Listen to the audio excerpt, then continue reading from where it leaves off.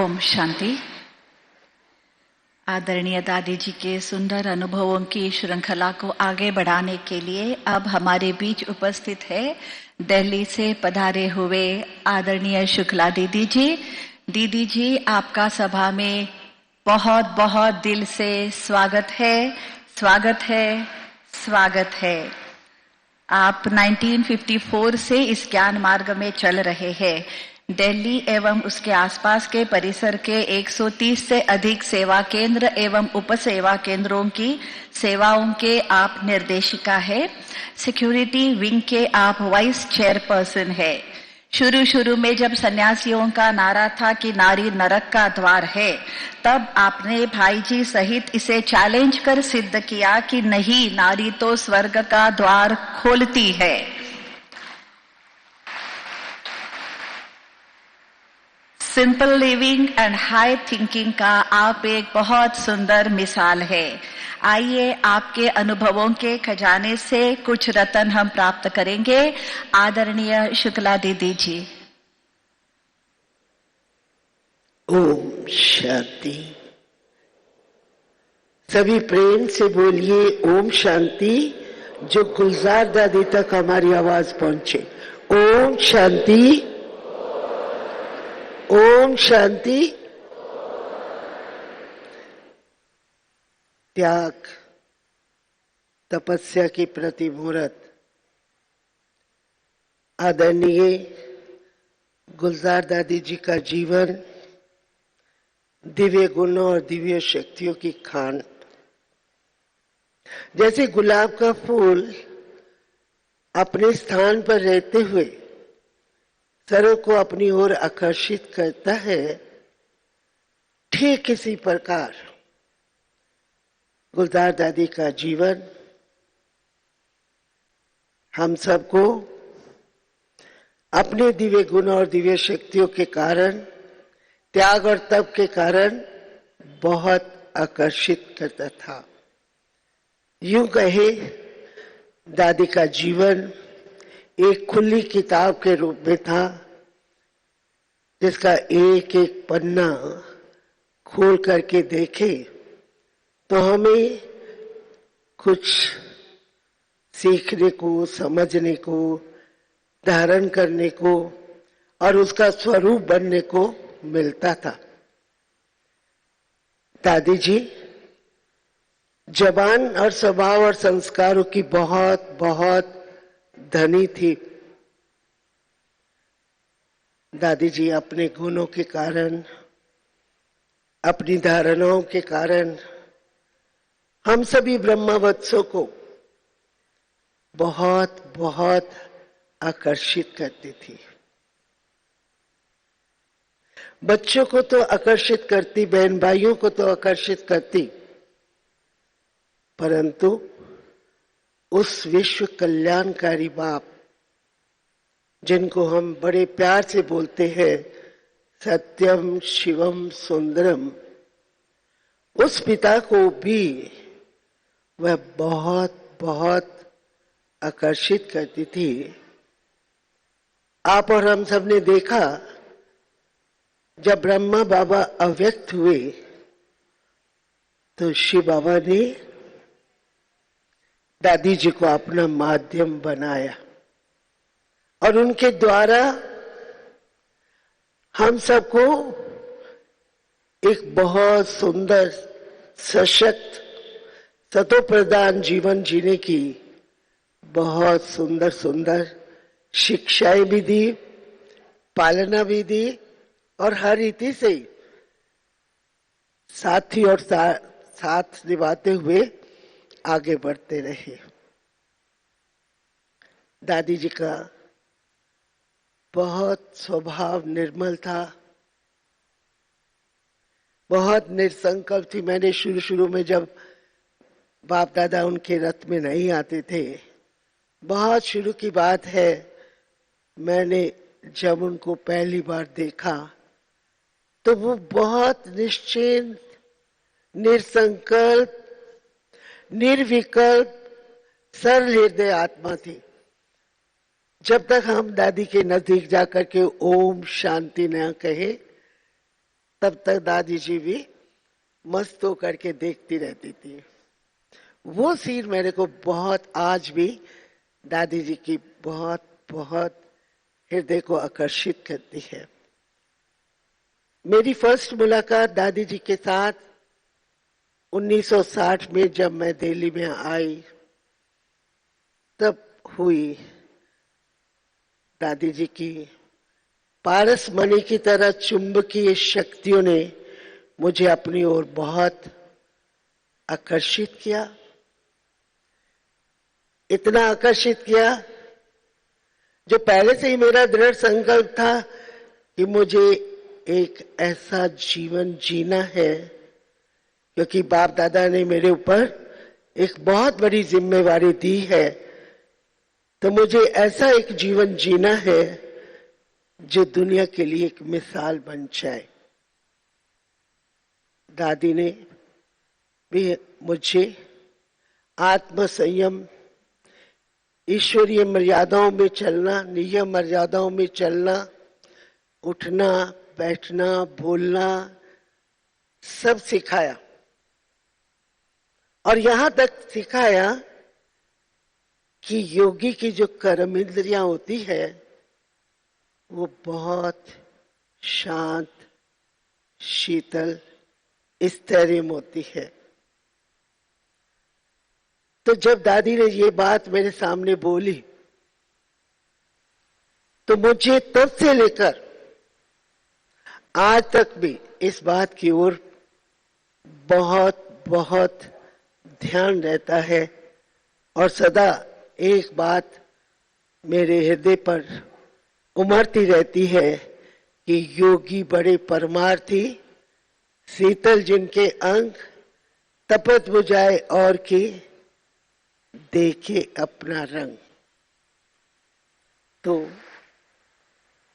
ये सब गुलजार दादी, जब मैं दिल्ली में आई कमला नगर में, तो दादी जी हमारी शिक्षिका होती थी, दादी भी होती थी, माँ की तरह पालना भी करती थी। तो वो सीन आज भी मेरी आंखों के आगे रहता है, और लक्ष्य ये रहता है कि मैं दादियों का ही अपने आप को स्वरूप बनाऊं। दादी की वाणी में बहुत ओज होता था। वो जब क्लास कराती थी तो बहुत अंतर मन की गहराइयों तक ले जाती थी, और जिस विषय पर बोलती थी लगातार उसी विषय को सामने रखते हुए उसका बहुत बहुत स्पष्टीकरण भी करती थी, और साथ साथ एक ऐसा खुशनुमा वातावरण भी क्रिएट कर देती थी जो सब लोग उस समय बहुत एकाग्र होकर, एक चित्त होकर के दादी के महावाक्यों को सुनते रहते और अपने आप को बहुत खुशनुमा, खुश मिजाज, खुश नसीब भी समझते, क्योंकि दादी क्लास कराते कराते कुछ न कुछ ऐसी रमणीक बातें सुनाया करती थी जिसके कारण सबको बहुत बहुत अच्छा लगता था। दादी की दृष्टि में भी बहुत ताकत थी और स्थैर्य थे, तभी तो बाप दादा को पसंद आई। बचपन में उनके नयन इतने अच्छे थे जो ब्रह्मा बाबा को बहुत उनके नयन पसंद थे, और बाबा कहा करते थे आगे चल करके तुम्हारे इस नयनों के द्वारा बहुत सेवा करेंगे। मुझे याद आता है बाबा ने उनको ठाकुर के समान पाला था, और सचमुच अगर उनको उनके नजदीक जाकर के अच्छी तरह से देखा जाए तो उनका जीवन सचमुच एक ठाकुर के समान था। बहुत शीतलता, बहुत शांति, बहुत स्थैर्यता और बहुत एकाग्रता होती थी उनके जीवन के अंदर, और वाणी में बहुत ओज होता था। मुझे याद आते हैं वो पल। हमारी एक बहन चलते चलते अपने जीवन से थोड़ी परेशान हो गई थी, उदास हो गई थी। उसका ना बाबा के घर में दिल लगता, ना संसार में दिल लगता। तो मैं उसको दादी के पास लेकर के गई। दादी की दृष्टि, दादी के बोल में वो ताकत थी जो मानव का जीवन बदल देते थे। तो मैंने देखा दादी ने उसको बहुत प्यार से दृष्टि दी और उसके सिर पर हाथ रखा और 2 शब्द ही बोले, ज्यादा तो वो बोलती भी नहीं थी। तो उसके जीवन में उसी टाइम मैंने अपने नेत्रों से देखा, उसी टाइम बहुत चेंज आ गया। ऐसा वो अपने आप को समझने लगी कि मेरी उदासी, परेशानी सब चली गई है और मुझे नया जीवन मिला है। आज भी मैंने देखा उसको एक अच्छी ब्रह्मा कुमारी के रूप में वो कार्य कर रही है, सेंटर इंचार्ज के रूप में। तो ये एक मिसाल नहीं है, हजारों मिसाल हमने दादी के जीवन के अंदर देखे। और जब दादी ओआरसी के अंदर आती थी तो इतना खुशनुमा वातावरण हो जाता था। हम दादी के साथ गाते भी थे, डांस भी करते थे और उसके साथ साथ खेलते भी थे। मतलब दादी की एक धारणा थी कि जहां तुम जाओ वहां खुशी की लहर फैल जाए, जहां तुम जाओ वहां वो लोग ऐसा तुम्हारे से महसूस करने लगे कि हमारे लिए एक समाधान आ गया है, अब हमारी सारी समस्याओं का हल हो जाएगा। तो वो खुद की धारणा भी उनकी ऐसी थी और हम सबको भी यही पाठ वो नित्य पढ़ाया करती थी कि सभी आपस में मिलजुल करके प्रेम, एकता और संगठन की शक्ति को सामने रखते हुए, क्योंकि संगठन में ही सबसे बड़ी ताकत है, उस संगठन शक्ति को सामने रखते हुए सबको आपस में बहुत बहुत प्रेम पूर्वक, सत्कार पूर्वक व्यवहार और शिष्टाचार और सभ्यता से परिपूर्ण व्यवहार करना है। उनकी हर बात बहुत ही सिखाने योग्य होती थी। सीखने के लिए हम सदा आतर रहते थे कि दादी अभी जो कुछ शब्द बोलेगी हमारे लिए एक वरदान बन जाएगा। और हमने तो अपने जीवन के अंदर ऐसा महसूस भी किया है। दादी जी एक पाठ और बड़ा अच्छी तरह से हम सबको पढ़ाया करती, कहा करती थी कि बाबा हमें सच्चा हीरा बनाने आया है। अब हीरा जो एकदम मैला, कुछ उसके ऊपर कई प्रकार की कट चढ़ी हुई है, अब वो कैसे उतरेगी? वो लोग तो अनेक प्रकार के ऐसी चीजें लगा करके उसके कट को उतारते हैं, उसको तराशने की तरह तरह से कोशिश करते हैं। तो दादी जी बोला करती कि हीरे में चमक तभी आ सकती है, सच्चा हीरा हम सभी तभी बन सकते हैं जब तुम्हारी आत्मनिश्चय, परमात्म निश्चय की नींव जो है वो बहुत बहुत गहरी और मजबूत हो और ज्ञान गुणों से तुम्हारी धारणाएं हो, तुम्हारा दिनचर्या ईश्वरीय नियम मर्यादाओं के अनुकूल होगा और सदा यही सोचोगे कि हमारा जीवन सिर्फ अपने लिए नहीं है, हमारा जीवन जहान के लिए है। हमारे जीवन की धारणाओं से ही जहान बदलेगा। तो तुम्हारे अंदर इतनी दिव्यता होनी चाहिए। हम कभी कभी देखते थे दादी एक मूर्तिकार की तरह। मूर्तिकार क्या करता है, हमने अच्छी तरह से देखा, हमारे पास उड़ीसा से कुछ मूर्तिकार आए हुए थे, बहुत प्रसिद्ध नाम है उसका, मैं अभी नहीं बता सकती, मुझे ध्यान में नहीं है, परंतु वो जब मूर्तियां बनाता था लक्ष्मी की, नारायण की, दुर्गा की, काली की, तो क्या करता था, उसका सारा ध्यान खाने में, पीने में, खाते पीते भी उसकी नजरों में वही मूर्ति का दृश्य कि उसके अंदर कैसा रंग होना चाहिए, कैसे नयन होने चाहिए, कैसे उसके अंदर दिव्यता दिखाई देनी चाहिए।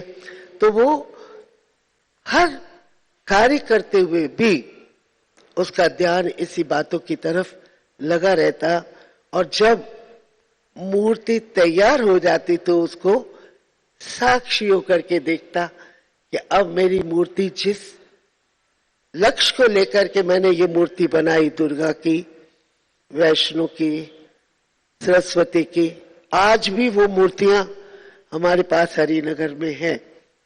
तो वो जो मूर्ति उसको साक्षी होकर के देखता था और फिर उसी के अनुकूल उसको बनाने का लक्ष्य रखता था।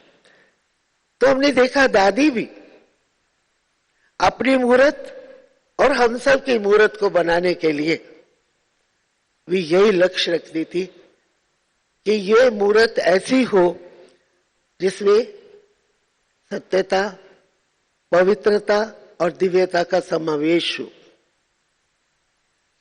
और उसकी झलक और फलक में भी दिव्यता होनी चाहिए, और उसकी सूरत के अंदर बाप दादा की, उसकी मूर्त के अंदर बाप दादा की सूरत दिखाई देना चाहिए, चेहरा और चलन बाप के अनुकूल हो। जब वो दिल्ली में आया करती तो हम लोग यही सोचते कि हमारी दिल्ली वाली दादी, हमारे दिल की धड़कन, हमारे दिलों का राज करने वाली राजा आ गया है, बहुत अच्छा। और जब दादी थोड़ा बीमार हो गई थी तो उस समय भी दादी से जब बोला नहीं जाता था, तो हम जब दादी को देखते थे तो एकदम आंखें भर जाती, मन भर जाता कि ये भगवान का रथ है, भगवान ने इस रथ के द्वारा पालना करनी है, और आज एकदम शांत और शीतल हो गई है। तो मैं तो जब उनको देखती ऐसी स्थिति में मैं अपने आप को कंट्रोल भी नहीं कर पाती और बहुत मेरा मन उस समय भर जाता था। तो दादी हमेशा ये लक्ष्य रखती कि हमारे को अपनी वाणी में, अपने व्यवहार में, अपने कर्मों में बहुत बहुत ध्यान देना है।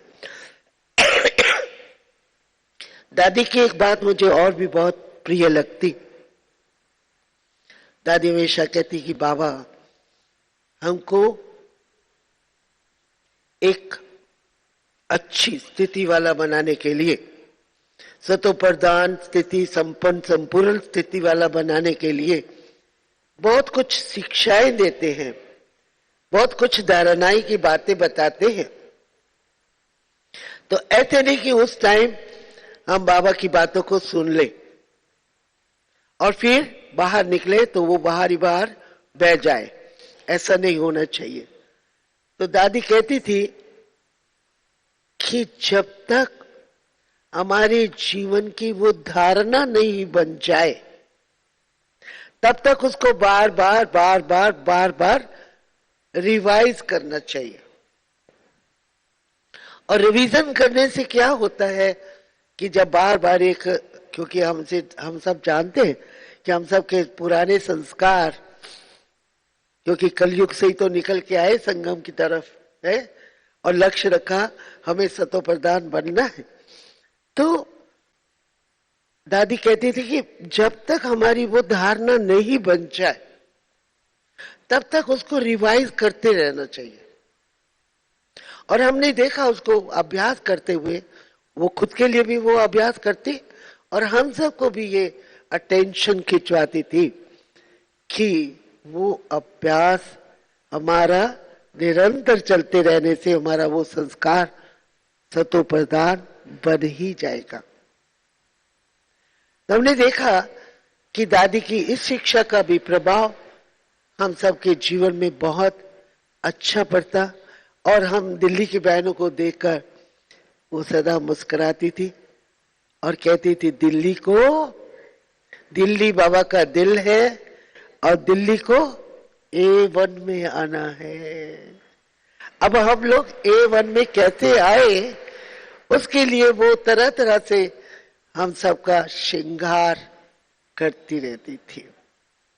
हम लोगों को ज्ञान गुणों से सेवा के भी नए नए प्लान देती रहती थी, जिसके कारण हम लोगों के अंदर भी आज भी मुझे ऐसा लगता है कि हमारे दिल्ली वालों को ये बात याद रहती है कि हमारी दादी हृदय मोहिनी जी, जिसने भगवान का हृदय भी जीत लिया, हम सब का हृदय जीता है और भगवान ने उसका नाम भी हृदय मोहिनी रखा है, तो हमें उनकी इस आश को जरूर जरूर पूरा करना है।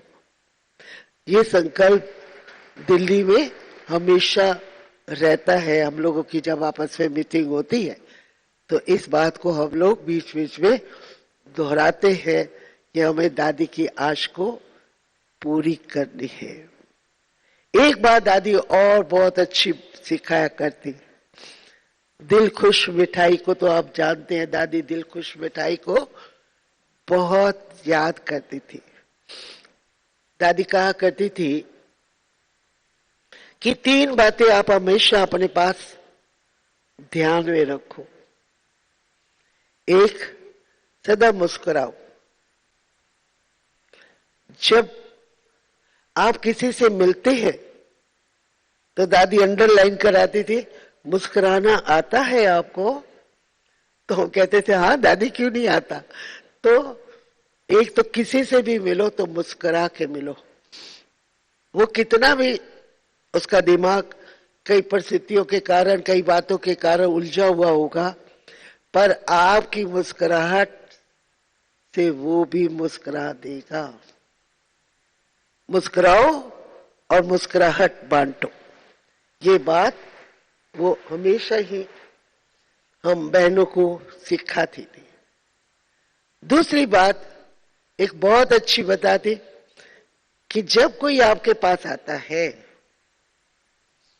तो आप क्या करते हैं?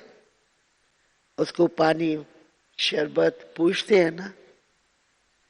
तो भगवान ने हमारे को एक ऐसा पानी और शरबत दे दिया जिसके लिए कहीं जाना नहीं पड़ता, कोई पैसा खर्च नहीं करना पड़ता, सिर्फ थोड़ा सा मीठी दृष्टि और मीठे बोल अगर आप बोल देंगे तो क्या होगा? सारा वातावरण खुशनुमा हो जाएगा। तीसरी बात वो यही सिखाती थी कि जब कोई आता तो उसकी कुछ खातिरदारी तो करते हो ना। तो खातिरदारी में क्या करोगे? कुछ मिठाई खिलाओगे। तो आपके पास तो बनी बनाई मिठाई है, दिल खुश मिठाई। तो दिल खुश होकर के आप सच्चे हृदय से, खुशनुमा चेहरे से किसी से मिलोगे तो क्या होगा? सारा वातावरण खुशनुमा हो जाएगा। तो कहा करती थी ये 3 बातें, और कुछ भी भूल जाओ, परंतु ये 3 बातें जो हैं वो कभी नहीं भूलना। टाइम टू टाइम अपने साथ इसको सामने अपने पास खजाने के अंदर रखना और इसको यूज करते रहना, जिससे आप भी खुश, आपका घर खुशनुमा और उसका घर खुशनुमा, परिवार समाज खुशनुमा। और फिर जिस युग की हम शुभकामनाएं करते हैं कि हम कौन, हम कौन है? स्वर्णिम संसार की नींव है, कहते हैं ना, हम भारत में स्वर्ग धरा पर लाएंगे, कहते हैं ना। तो क्या होगा जब आप मन के मैले कुचैले संस्कारों को छोड़कर सच्चे और साफ हृदय से सभी से मिलोगे और सबके शुभ चिंतक होकर के रहोगे, तो आपके शुभ चिंतक बनने का प्रभाव दूर दूर तक पड़ेगा, क्योंकि संकल्प में बहुत बड़ी शक्ति है। और फिर शुद्ध संकल्प में तो संसार की ताकत को बदलने की भी शक्ति है। तो अगर संसार के अंदर चेंज लाना है, आज का जो युग है जिसमें व्यक्ति आर्थिक और सामाजिक रीति से गरीब बन चुका है, दुखी है, अशांत है, परेशान है, उन सबको अगर आप चेंज करना चाहते हैं तो उसके लिए बीच बीच में समय निकाल करके अंतर्मुक्ता की कुटिया में जा करके उनको सुख के, शांति के, शुभ भावना और शुभकामना के वाइब्रेशन दो। तो क्या होगा, कहते हैं जैसा हम सोचेंगे वैसा ही दूसरा हमारे लिए सोचेगा। हम अगर गलत सोचते हैं तो हमने ये अनुभव किया लाइफ के अंदर, आखिर 67 ईयर हो गए हमारे को इस विद्यालय के अंदर अपना जीवन व्यतीत करते हुए। तो ये अनुभव किया कि जैसा हम सोचते हैं वैसा ही वातावरण बन जाता है। तो क्यों नहीं हम शुभ सोचे, शुभ बोले और शुभ ही करें। जैसे हम दादी को देखते, दादी बहुत ही सौम्यता की एक मूर्त थी। दादी की दृष्टि में बहुत पावर थी। जब हम दादी से मिलते थे तो ऐसा लगता था हम बाप दादा से मिल रहे हैं,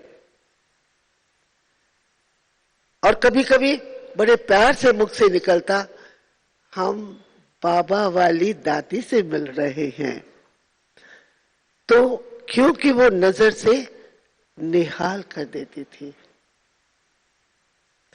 आज हम उस महान हस्ती, महान योगी और तपस्वी, महान सर्वश्रेष्ठ आत्मा जिसके तन का आधार भगवान ने लिया है, हम सबको सच्ची सच्ची शिक्षा देने के लिए, तो ऐसी महान देवी का आज हम फर्स्ट पुण्यतिथि मना रहे हैं। जैसे दादी हर कार्य करते हुए न्यारी, प्यारी और उपराम रहती, तभी हम सब के दिलों पर राज करती थी। तो आज बाबा हम बच्चों को अगर राजा पुत्र बनाना चाहता है, अगर नहीं बनाना ही चाहता है, तो हम राजा पुत्र तभी बन सकते हैं जब अपने हर कर्म के ऊपर ध्यान दें, अपने आप को कर्म बंधनों से मुक्त कर सच्चा और सात्विक, शुद्ध और पवित्र मन से, वचन से, कर्म से और संस्कारों से पवित्र जीवन जिए। और शुभ भावना और शुभकामना एक ऐसी संजीवनी बूटी है जो मूर्छित को भी सुरजीत कर देती है। तो ऐसी प्राण प्रिय हम सबके दिलों पर राज करने वाली आदरणीय गुलजार दादी जी का, जो हमेशा फूल की तरह खिली रहती थी, उनके यादगार के दिन हम लोग भी ऐसे अपने आप से प्रतिज्ञा करें और दृढ़ संकल्प करें कि हमें भी दादी के समान अपने जीवन को श्रेष्ठ और महान और संपूर्ण बनाना है। दादी को हम जब बॉम्बे में देखने जाते थे तो वो एकदम एक की मस्ती में मस्त रहती। उनको कुछ भी इधर उधर की बात ध्यान में नहीं आती और सदा दृष्टि देती रहती थी। उस दृष्टि में इतनी ताकत होती जो हम लोग इतना दूर जाके और उसी दिन वापस आकर के उस दृष्टि से इतने संतुष्ट हो जाते हैं कि दादी से अब मिलकर के आए हैं, दादी की पाक दृष्टि को लेकर आए हैं। तो आज प्राण बाप दादा हम बच्चों से यही एक शुभ कामना करते हैं। तो हमारा भी परम कर्तव्य हो जाता है कि हम अपने पिता के संकल्पों को साकार करो। मुझे याद आता है, कहते हैं एक कदम तुम चलो, एक कदम हम चले, कदम से कदम मिलाकर चलो तो मंजिल पर पहुंच जाएंगे। ऐसी मेरे प्यारे भाई बहनों मेरी आप सबके प्रति और अपने प्रति भी शुभकामना और शुभभावना है। ओम शांति, ओम शांति, ओम शांति।